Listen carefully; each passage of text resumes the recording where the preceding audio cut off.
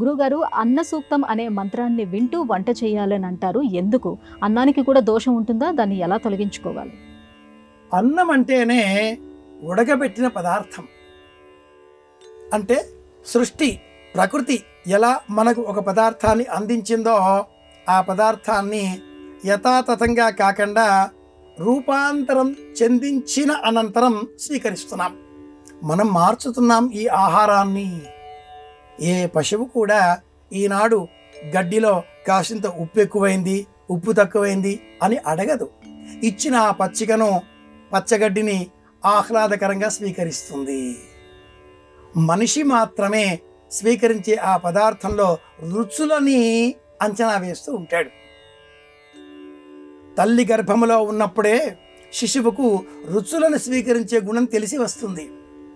అయితే జన్మించిన అనంతరం 5వ నెల నుంచి మాత్రమే ఉప్పు రుచి గుర్తించే అలవాటు ఏర్పడుతుంది.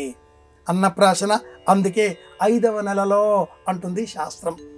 తీపి, పులుపు, కారం, చేదు ఈ 4ంటిని శిశువు గర్భంలో ఉన్నప్పుడే గుర్తించే శక్తి అలవడడంతో పుట్టిన వెంటనే ఆహారాన్ని స్వీకరించి ఎదిగే ప్రయత్నం చేసేటటువంటి క్రమం కొనసాగింపుగా 5వ నెలతో ఈ నాలికకి లాలాజలం స్రవించే లక్షణం పెరిగిపోయి 23 స్వేద గ్రంథులు, రుచికి సంబంధించిన గ్రంథులు ఈ కొండనాలిక మొదటి భాగంలో ఉండడంతో రుచులు గుర్తిస్తాయి. నాలిక చివర కారం, నాలిక మధ్య పులుపు, లోన తీపి, ఈ పక్కన ఆ పక్కన వగరు, దిగువన చేదు. ఒక్క నాలిక 5 రుచులను 5 విభాగాలలో స్వీకరించే లక్షణం కలిగి ఉండగా ఈ నాలిక ద్వారా సహజంగా ప్రకృతి సిద్ధంగా లభించిన ఆ బియ్యాన్ని వండి ఉడకబెట్టి అన్నంగా మార్చుకుంటున్నాం. ఉప్పు కలిపి పదార్థంగా సిద్ధం చేస్తున్నాం. ఇలా మార్చినప్పుడు ఆ అన్నం మనకు ఆరోగ్యదాయకంగా మారాలి అంటే అన్న సూక్తం అనే ఒక మంత్రాన్ని వినాలి. అహమస్మి ప్రథమజా ఋతస్య పూర్వం దేవేభ్యో అమృతస్య నాభిః యో మా దదాతి స ఇదేవ మావాః అహమన్నమన్న వదంతమగ్ని పూర్వమగ్నేరపి దహత్యన్నం.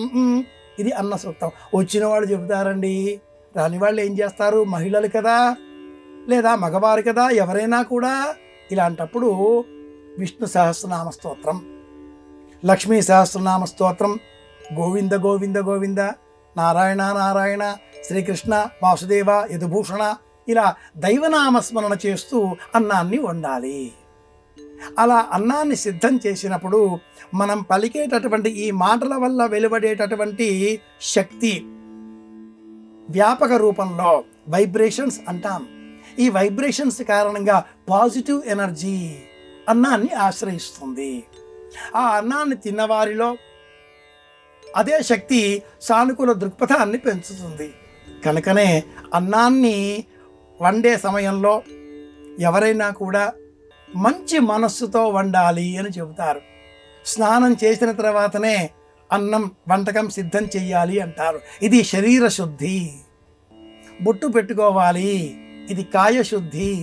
ఆలోచనల శుద్ధి. ఓం నమో నారాయణాయ, విష్ణవే నమః, ఇది ఆలోచనల శుద్ధి. ఇలా చేస్తే ఆ వండిన అన్నం శరీరానికి బీపీ, షుగరు ఇలాంటివేవి కూడా కలిగించకుండా ఆనందంగా, ఆహ్లాదకరంగా, ఆరోగ్యాన్ని అందించేదిగా మారుతుంది.